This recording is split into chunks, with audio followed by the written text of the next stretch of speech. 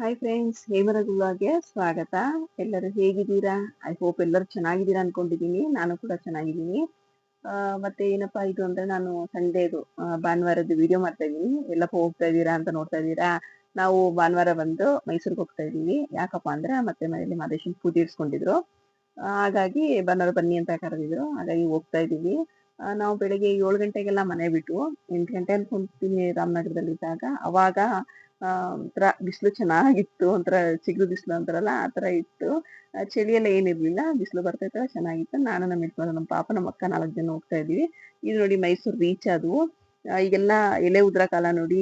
ಇದು ತುಂಬಾ ಮರಗಳೆಲ್ಲ ಬೋಳ್ ಕಾಣಿಸ್ತಿದೆ. ಬೇರೆ ಟೈಮ್ ಹೋದ್ರೆ ತುಂಬಾ ಹಸ್ರಾಗಿರುತ್ತೆ. ಇದನ್ನ ಮತ್ತೆ ಮನೆ ಏರಿಯಾಗ ಬಂದ್ವು.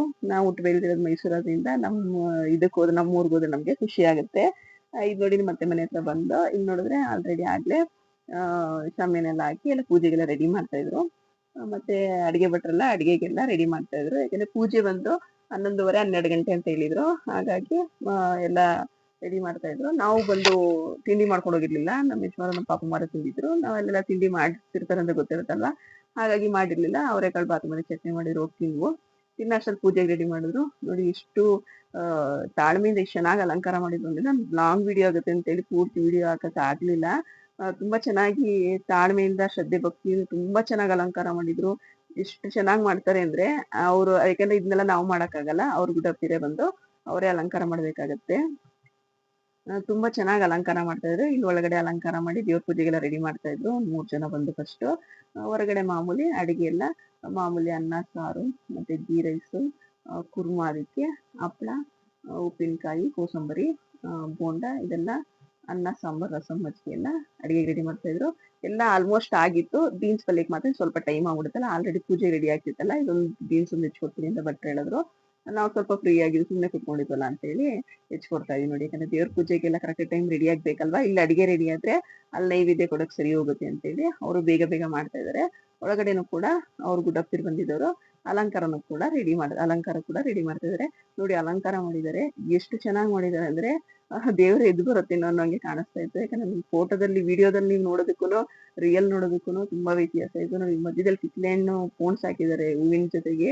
ತುಂಬಾ ಚೆನ್ನಾಗಿ ಗಣಗ್ಲೆ ಹೂವ, ಸೇವಂತಿಗೆ ಹೂವ, ಆಮೇಲೆ ಕನಕಾಂಬ್ರ, ಕಾಕಡ ಹೂವ, ರೋಸ್ ಹೂವದಲ್ಲಿ ಅಲಂಕಾರ ಮಾಡಿದ್ರು. ಸಿಕ್ಕಾಬಟ್ಟೆ ತುಂಬಾ ಚೆನ್ನಾಗಿ ಅಲಂಕಾರ ಮಾಡಿದ್ರು. ಮತ್ತೆ ಜೊತೆಗೆ ಅವರು ಅದಕ್ಕೆ ಪಂಚಾಮೃತನೇ ತಾನೇ ಮೀನು, ಪಂಚಾಮೃತ, ಪೊಂಗಲ್, ಮತ್ತೆ ಕಜ್ಜಾಯ, ತುಪ್ಪ, ಬಾಳೆಣ್ಣೆ ಇಂಪಾರ್ಟೆಂಟ್ ಮಹದೇಶ್ವರನಿಗೆ. ಹಾಗಾಗಿ ಅವ್ರೇನ್ ಮಾಡ್ಕೋಬೇಕು ಅದನ್ನ ಅವರು ರೆಡಿ ಮಾಡಿ, ಯಾಕಂದ್ರೆ ಪಂಚಾಮೃತಕ್ಕೆ ಅವರೇ ರೆಡಿ ಮಾಡ್ಕೊಂತಾರೆ. ಪೊಂಗಲೆಲ್ಲ ಇವ್ರು ರೆಡಿ ಮಾಡಿ ಇಟ್ಟಿದ್ರು ಆಲ್ರೆಡಿ. ಮತ್ತೆ ಕಜ್ಜಾಯನೂ ರೆಡಿ ಮಾಡಿಟ್ಟಿದ್ರು. ಕಜ್ಜಾಯ, ತುಪ್ಪ, ಬಾಳೆಹಣ್ಣು, ಪೊಂಗಲ್, ಪಂಚಾಮೃತ ಇಷ್ಟೇ ಶ್ರೇಷ್ಠ ದೇವರಿಗೆ. ಹಾಗಾಗಿ ಅದನ್ನೇ ಇಡ್ತಾರೆ. ಮತ್ತೆ ಹೊರಗಡೆ ನಾವೇನ್ ಅಡಿಗೆ ಮಾಡಿಸ್ತಾ ಇರ್ತೀವಿ ಅದನ್ನು ಕೂಡ ನೈವೇದ್ಯಕ್ಕೆ ಇರ್ತಾರೆ. ಒಂಥರ ತುಂಬಾ ಚೆನ್ನಾಗಿ ಎಲ್ಲ ನಡೀತಾ ಇತ್ತು. ಅಷ್ಟ್ರಲ್ಲಿ ಭಜನೆನೂ ಕೂಡ ಶುರು ಮಾಡಿದ್ರು. ಇನ್ನು ಸ್ವಲ್ಪ ನೈವೇದ್ಯ ಆಗ್ಬೇಕಿತ್ತು, ಅಲ್ಲಿ ತನಕ ಸ್ವಲ್ಪ ಭಜನೆ ಮಾಡೋಣ ಅಂತೇಳಿ ಒಂದ್ ಅರ್ಧ ಗಂಟೆಯಿಂದ 3/4 ಗಂಟೆವರೆಗೂ ಭಜನೆ ಮಾಡಿದ್ರು. ಎಷ್ಟು ಚೆನ್ನಾಗಿ ಮಾಡೋದು ಅಂತ ದೇವ್ರನ್ನ ಮಾಡ್ತಾರೆ, ತುಂಬಾ ಚೆನ್ನಾಗಿರುತ್ತೆ. ಒಂದ್ಸಲಿ ಕೇಳಿ ನೋಡಿ ವಿಡಿಯೋ ಹಾಕಿ.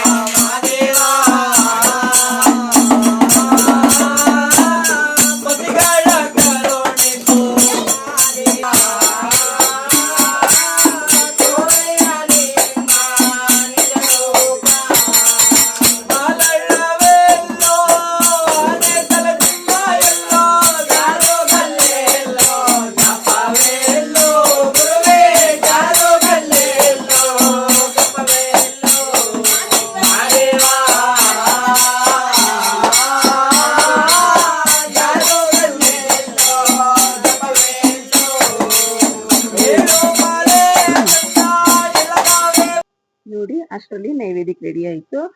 ಹಾಗಾಗಿ ಏನೇನ್ ನಾವು ಅಡಿಗೆ ಮಾಡ್ತಿರ್ತೀವಿ, ಏನೇನ್ ಅಡಿಗೆ ಮಾಡಿರ್ತಾರೆ ಅದನ್ನೆಲ್ಲ ಒಂದ್ಸಲ ಮಡಿಯಾಗಿ ಫಸ್ಟ್ ದೇವ್ರಿಗೆ ಅವ್ರು ಎಷ್ಟು ಚೆನ್ನಾಗ್ ಬಂದಿರ್ತಾರೆ ಅಷ್ಟು ಎಲೆಗೆ ಅವರು ಜೋಡಿಸ್ಕೊಂತಾರೆ. ಪ್ರತಿಯೊಂದು ಐಟಮ್ ಅಷ್ಟೇ, ಏನೇನ್ ಮಾಡ್ಸಿರ್ತೀವಿ ಅನ್ನ ಇಂದ ಹಿಡಿದು, ಸಾಂಬಾರಿಂದ ಹಿಡಿದು, ರಸಂ ಇಂದ ಹಿಡಿದು, ಪಾಯಸ, ಬೋಂಡ, ಕೋಸಂಬರಿ, ಪಲ್ಯ, ಕುರ್ಮಾ ಗೀ ರೈಸು ಪ್ರತಿಯೊಂದು ಏನ್ ಮಾಡಿರ್ತೀವೋ ಅವ್ರು ಎಷ್ಟು ಜನ ಗುಡ್ಡಪ್ಪೀರ್ ಬಂದಿರ್ತಾರೆ ಅಷ್ಟು ಜನಕ್ಕೂ ಫಸ್ಟ್ ತೆಗ್ದಿಟ್ಕೊಂಡು ದೇವ್ರಿಗೆ ಹೇಳದ್ನಲ್ಲ ಅದನ್ನೆಲ್ಲ ಪ್ರಸಾದ ಎಲ್ಲ ನೈವೇದ್ಯಕ್ಕೆ ಇಟ್ಟು ಎಲ್ಲ ಪೂಜೆ ಎಲ್ಲ ಮಾಡ್ತಾರೆ. ತುಂಬಾ ಚೆನ್ನಾಗಿರುತ್ತೆ. ತುಂಬಾ ಜನ ರಶ್ ಇರೋದ್ರಿಂದ ನಮ್ಗೆ ಊಟ ಕುತ್ಕೊಳಕ್ ಆಗಿರ್ಲಿಲ್ಲ. ಆಲ್ಮೋಸ್ಟ್ ಲಾಸ್ಟ್ ಪಂಕ್ತಿ ಅನ್ಸುತ್ತೆ ನಾವು ಕೂತ್ಕೊಂಡಿದ್ದು. ಅವಾಗ ಊಟ ಕುತ್ಕೊಂಡು ಊಟ ಮಾಡಿದ್ವು. ಆಮೇಲೆ ಅಣ್ಣ ತಮ್ಮ ಸ್ವಲ್ಪ ನಮ್ಮ ಮೈದನ್ ಮಗನು ನಮ್ಮ ಮಗಂದು ಸ್ವಲ್ಪ ಕಾಮಿಡಿ ನಡೀತಾ ಇತ್ತು. ಎಲ್ಲ ಮುಗಿಸ್ಕೊಂಡ್ವು. ನೋಡಿ ಇಬ್ರು ಆಡ್ತಾರೆ ತುಂಬಾ ಸಿಕ್ಕಾಬಟ್ಟೆ. ನನ್ ಮಗ ಹಾಗ್ ಮಾಡು ಹೀಗ್ ಮಾಡು ಅದ್ ನೋಡು ಇದ್ ನೋಡು ಅಂತೇಳಿ ಕಾಮಿಡಿ ಮಾಡ್ತಾರೆ. ಇಬ್ರು ಕಿತ್ತಾಡ್ತಾರೆ ಹಂಗೇನೆ. ಆಡ್ಕೊಂಡು ಆಯ್ತು ಟೈಮ್ ಆಯ್ತಲ್ಲ ಇನ್ನು ಹೊರಡೋಣ ಅಂತೇಳಿ, ಯಾಕಂದ್ರೆ ಬೆಳಿಗ್ಗೆ ಸ್ಕೂಲ್ ಕಳಿಸ್ಬೇಕಲ್ವ ಅವ್ನ. ಹಾಗಾಗಿ ನಾವು ಸಂಜೆನೆ ಹೊರಟು.